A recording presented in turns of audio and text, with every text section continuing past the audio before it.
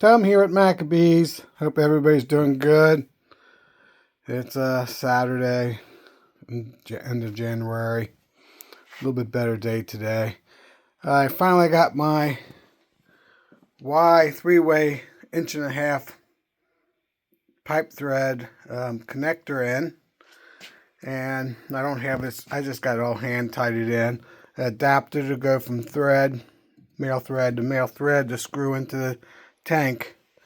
And basically this hose will go on to the end of the ball valve that I got from Hilco from John, and then I'll unscrew the no drip hand bottle filler, and the direct feed into the high speed filler will go into that end, and the hand no drip will go in on this end.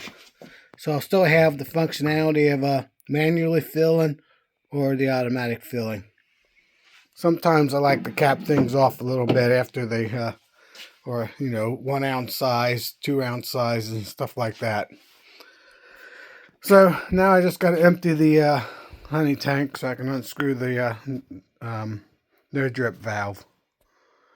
And that's a wrap. Hope everybody's having a great day and sharing the spirit of the bees.